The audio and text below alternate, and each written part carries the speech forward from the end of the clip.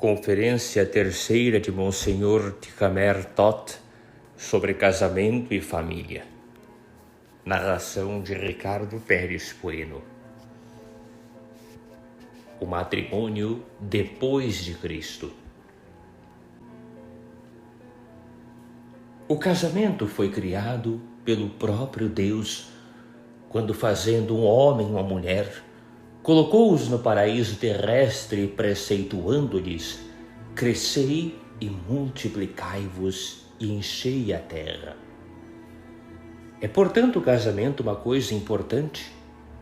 Antes mesmo da vinda de Cristo, era a realização da vontade divina, como já o dissemos.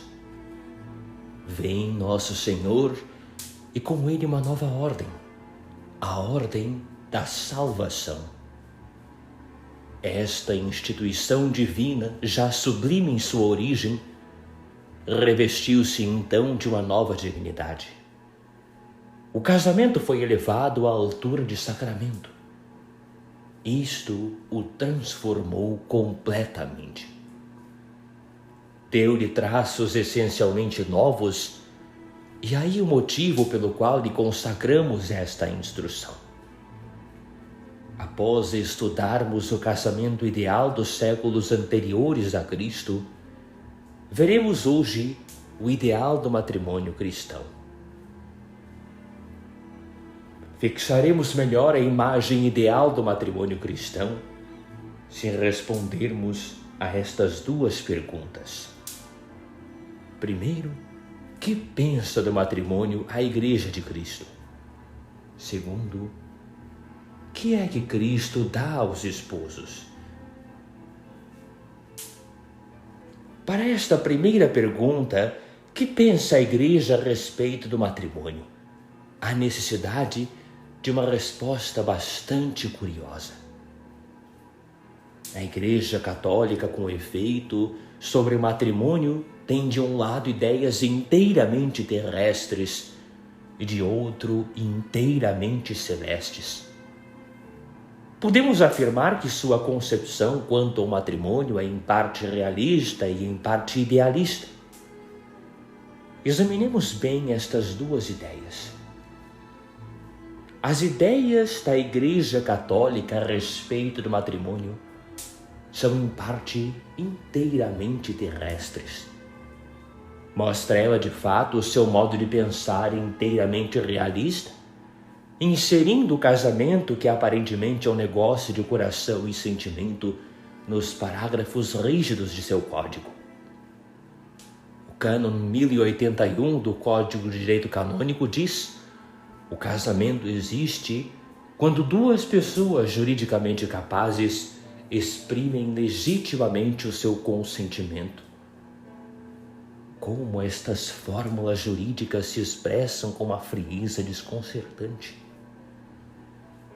Quem não conhecesse já suas ideias a respeito do matrimônio poderia com certeza escandalizar-se. Como? O matrimônio é apenas um ato da vontade? É um contrato calculado e expresso friamente entre duas pessoas? Mas e o coração? Para ele nada? E os sentimentos, o amor, a união das almas, não os levamos em conta? Por que reunir em parágrafos as relações tão ternas e ardentes de dois corações? Por que estas formalidades exteriores quando se trata de concluir um matrimônio? Tudo isto, porém, é necessário. É necessário porque o casamento não é apenas um negócio de coração entre dois seres, mas encerra uma multidão de coisas que interessam ao Estado, à sociedade e à Igreja. Torna-se, pois, necessário que esta instituição seja protegida contra a inconstância e os caprichos da natureza humana e que sua força e sua duração sejam favorecidas também pelas formalidades exteriores. E é justamente por isso que há leis matrimoniais na Igreja. A respeito destas formas legais, precisamos distinguir bem a parte essencial, dogmática, baseada no preceito de Deus e a parte não essencial proveniente das prescrições humanas. A parte essencial, dogmática do matrimônio nunca será transformada por quem quer que seja. Permanecerá sempre como Deus a ordenou. União indissolúvel entre um homem e uma mulher. Eis a parte essencial. Quanto ao modo pelo qual deve ser realizada a união, diante de quem e com que cerimônia a Igreja pode prescrever mudanças de acordo com as épocas e condições culturais. Assim se explicam as modificações introduzidas pelo novo Código Eclesiástico de 1918. E quando o Código Eclesiástico fala do matrimônio, expressa-se em termos jurídicos graves, objetivos e realistas. Não podemos, portanto, escandalizar-nos desta frieza jurídica da Igreja, porque em outra parte suas ideias sobre o casamento são totalmente idealistas e sobrenaturais. Declara com efeito o cânon 1012 do Código de Direito Canônico: Nosso Senhor Jesus Cristo elevou à dignidade de sacramento o contrato matrimonial entre dois batizados. Assim, não pode existir entre batizados contrato matrimonial que não seja sacramento ao mesmo tempo. Eis uma linguagem bem diversa. Que imensas perspectivas se abrem. Que elevação ideal e sobrenatural. Tudo porque o matrimônio cristão é um sacramento. Cada vez que um jovem par se coloca ante o altar para fazer a promessa de fidelidade eterna um ao outro, é, propriamente falando, um sacerdote e uma sacerdotisa que se põem um ao lado do outro para administrarem reciprocamente um sacramento, o sacramento do matrimônio. É o único que não é administrado pelo sacerdote, e sim pelos próprios esposos. No instante em que pronunciam o sim recíproco, administram o sacramento. Eles o recebem e estão unidos por toda a eternidade. Deus, porém, por intermédio do sacerdote, está diante deles, abençoa esta união, a fim de que sejam um para o outro, com a graça de Deus, um apoio, uma força, um sustentáculo, e assim caminhem juntamente até o último instante de sua vida. Quem conhece isto compreende bem a própria essência do casamento cristão. Aqueles que não sabem costumam dizer: não posso compreender por que o casamento religioso é tão importante. É com efeito somente uma formalidade exterior, como também é o contrato feito perante o oficial civil. Não é isto o suficiente? Pois é claro que não. Isto não basta. E aquele que assim pensa, nada compreende da essência do matrimônio cristão. No casamento religioso dos cristãos, dão-se um ao outro sem reservas. Somos, porém, senhores de nossa vida. Assim como não podemos dar a vida a nós mesmos, também não podemos dá-la a outrem sem a vontade de Deus. O homem batizado, como ensina a fé cristã, não só se libertou de seus pecados anteriores, não só obtém a graça, como também pelo seu batismo torna-se membro do corpo místico de Cristo, torna-se parente, irmão de Jesus Cristo. Batizando-se, torna-se o homem, pois, também participante da grandeza de Cristo e deve viver em Cristo, para Cristo e consagrar-se a Cristo. É o que claramente nos ensina São Paulo. Nenhum de nós vive para si mesmo e ninguém morre para si mesmo. Quer vivamos, vivemos para o Senhor, quer morramos, morremos para o Senhor. Quando também os batizados querem contratar casamento e querem dar-se um ao outro, não podem fazê-lo sem Cristo.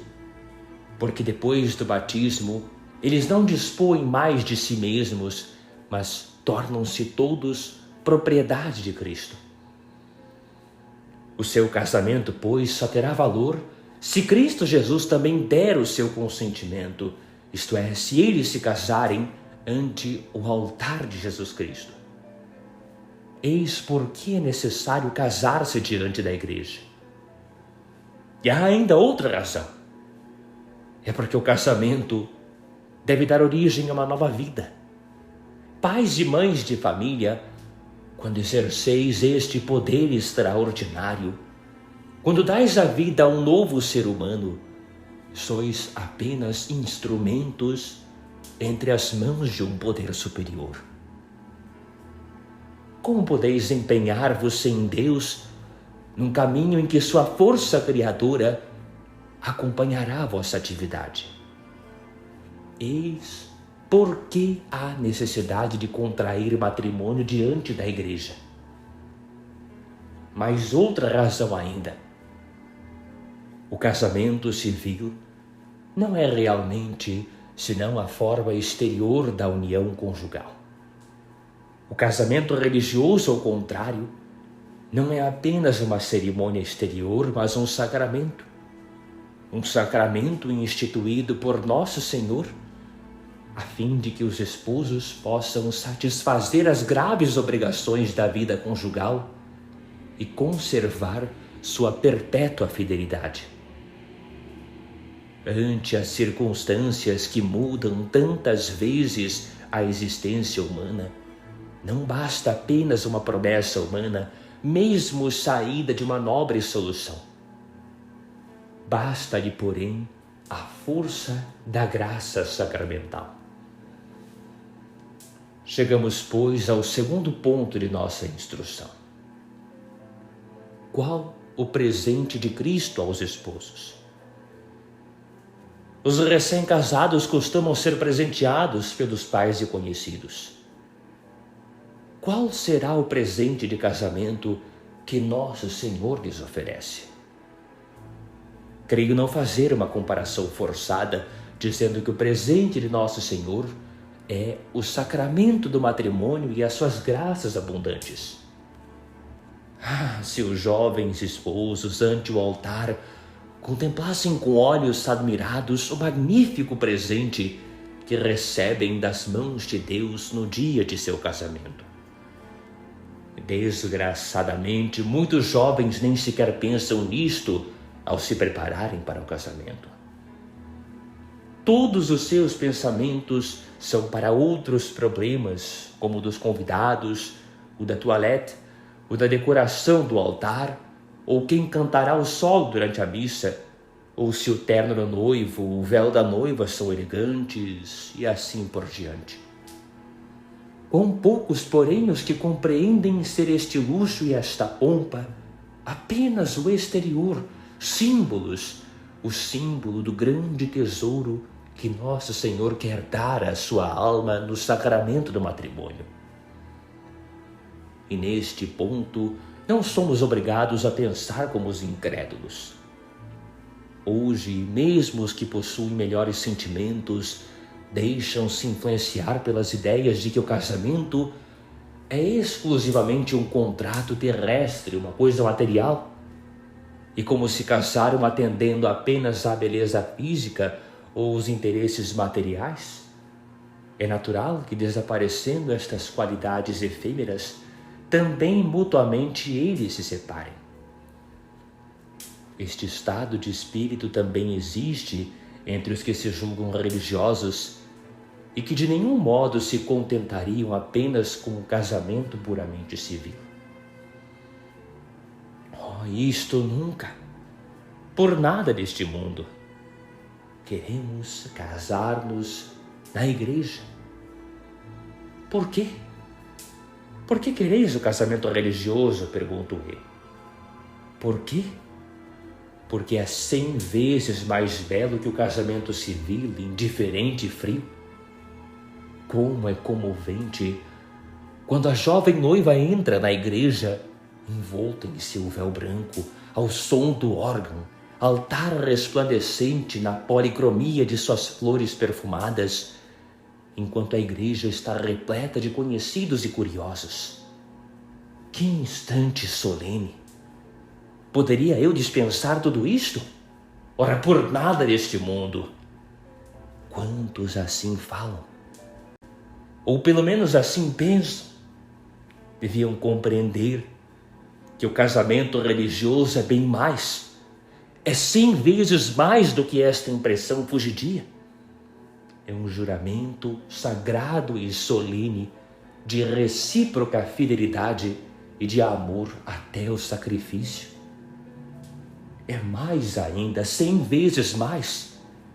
É a recepção de um sacramento, a origem de uma fonte divina, de uma fonte de onde brotam ondas de graças e forças durante toda a sua vida. Pouco tempo têm eles para nisto pensar. Rápida emurcheceu-se a coroa de flores, secou-se o belo ramalhete de noiva.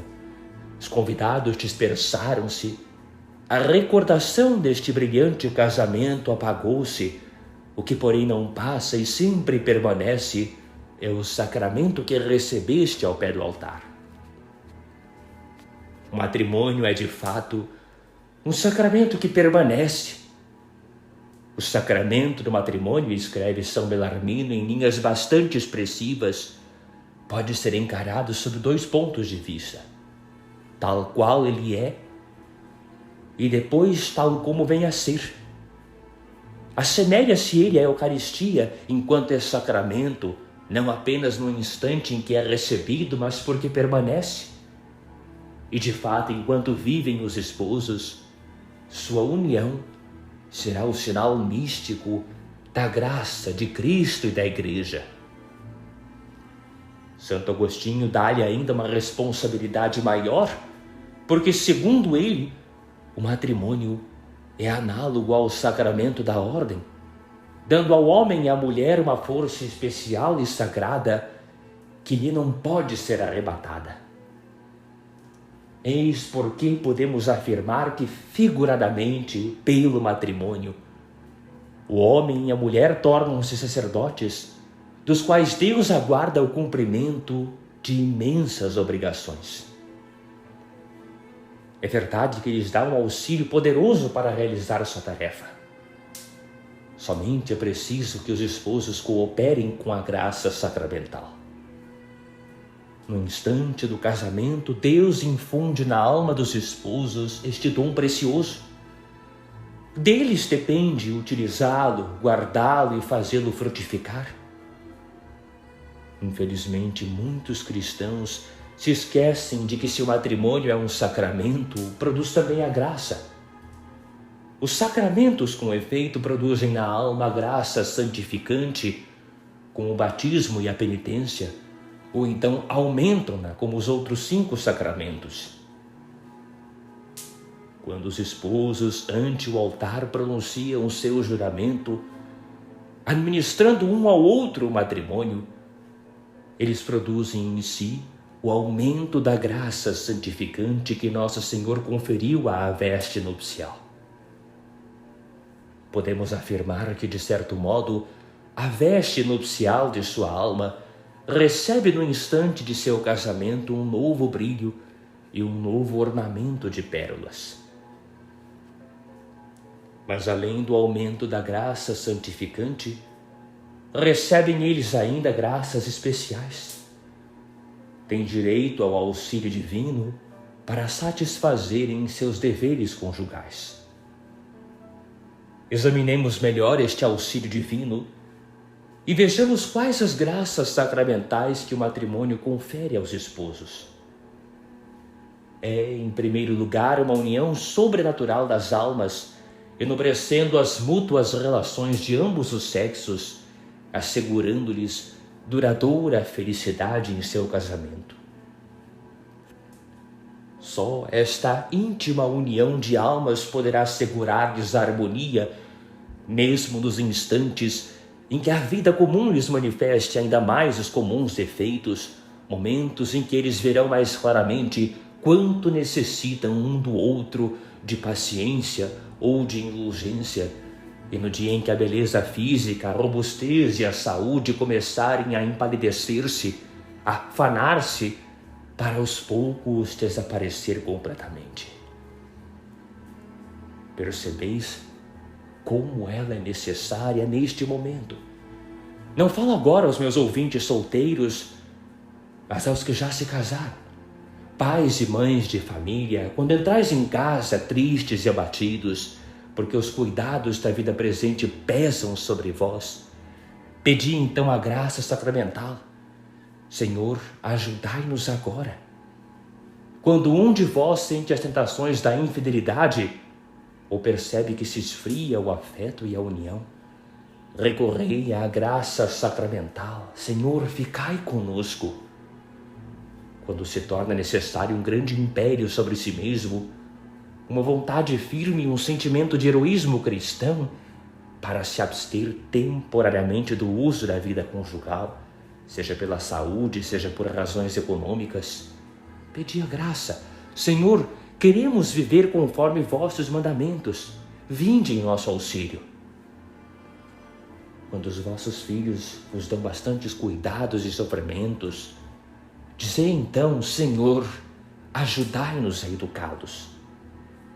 E finalmente, quando a desgraça ou a morte visitar vossa família, curvai a fronte e rezai. Senhor, consolai-nos agora. Eis os inúmeros e preciosos socorros que a graça sacramental nos prodigaliza. Alguém, contudo, após anos de feliz matrimônio, poderá talvez dizer: é interessante, nunca soube de semelhantes coisas e nunca senti os dons de Deus em meu casamento. Não o sentistes? Quando, porém, ao lado do filialíssimo amor recíproco, surgiu entre vós uma desavença que generosamente soubestes aplainar, foi Deus quem vos concedeu o dom daquela reconciliação. Quando vosso esposo entrou em casa tão abatido, algumas vezes após o duro trabalho de um dia, e o reconfortastes com vossa delicadeza, é ainda a graça divina que brilhou em vossa casa. Quando surgiram dias árduos e vossa despensa está vazia, enquanto vossos filhos choravam de fome e vós vos entregastes ao trabalho intrepidamente, era a graça divina que vos encorajava. Quando fostes assaltados pela tentação de infidelidade e com alma forte soubestes afastar a voz sedutora, foi a graça que vos deu aquela força. E finalmente, quando dezenas e dezenas de anos passaram sobre vossas cabeças e vossos cabelos se embranqueceram e vossas frontes se enrugaram, e sempre com amor de outrora e com amor hoje ainda mais profundo e íntimo, unistes-vos um ao outro, como se o tempo nada pudesse sobre vós, deveis ainda tudo isto à graça divina. Não haveria, dizei-me, sobre a terra muito mais famílias felizes, pacíficas, abençoadas, se as esposas pensassem em todas estas coisas ao se apresentarem ao pé do altar para receberem a graça de Deus? Talvez tudo isto vos pareça cheio de idealismo, de otimismo e presunção.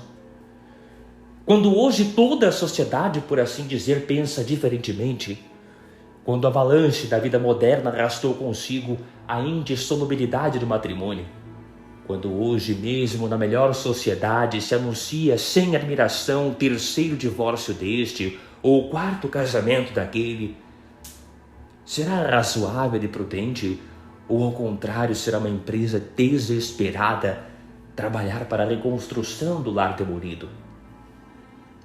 Realmente, quando uma imensa avalanche se despenha, acarreta terríveis prejuízos, e ante esta desgraça pasma-se admirado. Isto, porém, não dura senão um curto momento. Momentos depois, paz e inchada, esta equipe de salvamento esforçam-se para salvar aquilo que pode ser salvo. concepção frívola da vida, como imensa avalanche, abateu sobre o santuário outrora tão forte da família e transformou. A Santa Igreja também ficou horrorizada ante esta tragédia. Não cruzou, contudo, os braços inertes, mas movimentou sua equipe de salvação. Eis porque a Igreja clama atualmente com uma força sempre maior a toda a humanidade: homens, despertai-vos. O casamento não é uma coisa puramente profana. Não, 1000 vezes não. O matrimônio é um sacramento. Assim como falamos do sacramento da penitência e da Eucaristia, assim também deveríamos falar do matrimônio. É pena que a expressão santo matrimônio não seja de uso cotidiano. Talvez cada um compreenderia mais claramente que suas raízes, sua origem e sua força vivificadora ultrapassam a ordem natural. A Igreja clama incessantemente ao mundo e clamará enquanto a humanidade não a ouvir de novo. O casamento é também um dos 7 rios que derramam sobre nós a graça da redenção. O casamento é igualmente uma das 7 fontes sagradas de onde jorram as águas da vida sobrenatural. O casamento é um dos 7 cálices quase a transbordar o sangue de Cristo. O casamento é uma das 7 mesas em que Cristo serve a graça que fortifica a vida da alma. O casamento é um dos 7 bronzes cujo som reconfortante e argentino guiará os viajores no caminho da vida eterna. Agradeçamos à Igreja a força com que proclama e a coragem inabalável com que defende em nossa época de ruínas morais o rochedo, base da sociedade humana, o sacramento do matrimônio. Assim seja. Amém.